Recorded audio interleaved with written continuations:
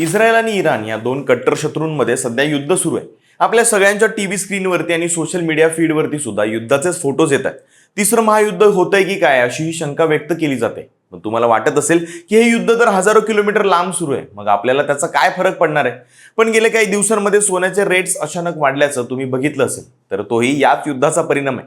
त्यामुळे हे युद्ध जरी तिकडे सुरू असलं तरी याची झळ तुमच्या आणि माझ्या खिशाला आणि भारताच्या अर्थव्यवस्थेला नक्कीच बसणार आहे. आजच्या व्हिडिओमध्ये आपण अशा 10 गोष्टींबद्दल चर्चा करणार आहोत ज्याच्यावरती या युद्धाचा डायरेक्ट इम्पॅक्ट होणार आहे. नमस्कार, मी शुभम आणि तुम्ही पाहताय लगाव बत्ती. दोन देशांमध्ये जर युद्ध सुरू असलं तरी त्या देशातल्या काही गोष्टींवरती संपूर्ण जग अवलंबून असतं. त्यात इराण आणि इस्रायल हे काही साधे वाटणारे देश नाहीयेत. त्यांच्याकडे अशा काही गोष्टी आहेत ज्या फक्त त्यांच्याकडेच आहेत, ज्यावरती संपूर्ण जगाला अवलंबून राहावं लागतं.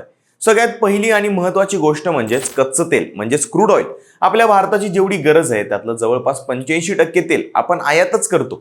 जरी आपण सध्या इराणकडून थेट तेल विकत घेत नसलो तरी ज्या मार्गावरून सौदी अरेबिया, इराक आणि कुवेतचं तेल भारतामध्ये येतं तो मार्ग म्हणजे होर्मुझची सामुद्रधुनी. या मार्गावरती इराणचा खूप मोठा प्रभाव आहे. जर इराणने हा मार्ग बंदच केला तर जगातल्या 20 ते 25% तेल पुरवठा हा ठप्प होणार आहे. भारताच्या एकूण तेल आयातीपैकी 50% तेल हे याच मार्गावरून येतं. जर हे असं झालं तर काय परिणाम होईल?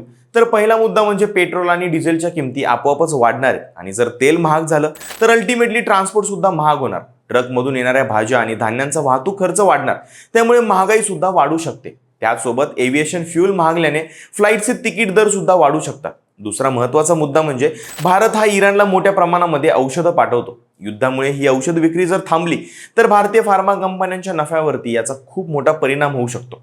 तिसरी गोष्ट म्हणजे जेव्हा जेव्हा कोणत्याही देशांमध्ये युद्धजन्य परिस्थिती निर्माण होते तेव्हा तेव्हा गुंतवणूकदार हे शेअर बाजारातून आपला पैसा काढतात आणि सुरक्षित ठिकाणी म्हणजेच सोन्यामध्ये गुंतवतात. आधीच भारतीय शेअर बाजारावरती प्रेशर वाढलाय. रिअल्टी आणि ऑटोमोबाईल क्षेत्रातले शेअर्स कोसळतात.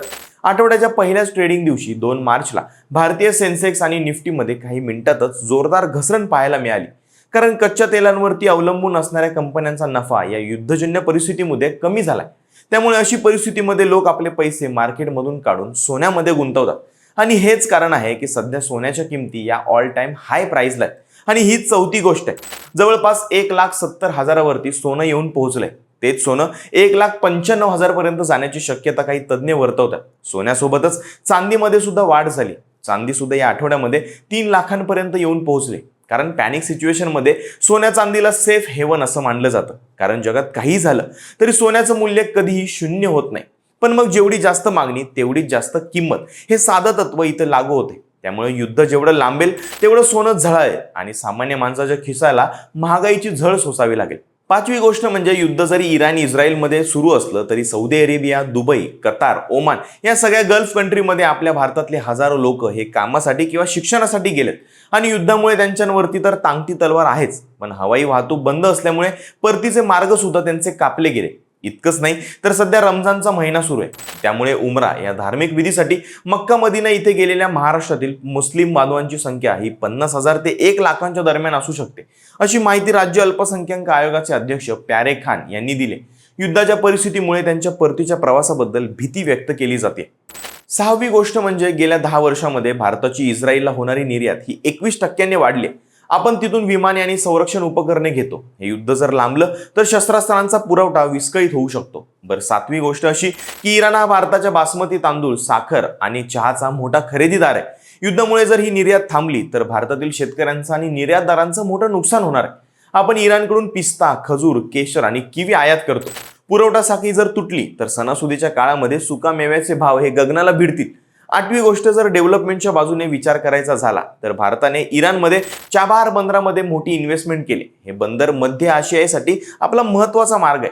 युद्धाच्या आगीमध्ये या रणनीतिक प्रकल्पाचं काम रखडू शकतं. नववी गोष्ट म्हणजे सध्या रेड सी कॉरिडॉरमध्ये आणि होर्मुझमध्ये तणाव वाढलाय.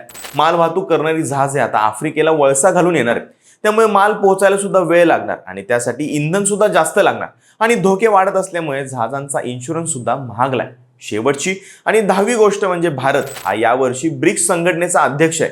इराण या संघटनेचा नवा सदस्य आहे. तर दुसऱ्या बाजूला इस्रायलने पंतप्रधान नरेंद्र मोदींना सर्वोच्च सन्मान दिलाय. आता नक्की कोणाच्या बाजूने उभं राहायचं हे भारतासाठी दुहेरी संकट असणार आहे.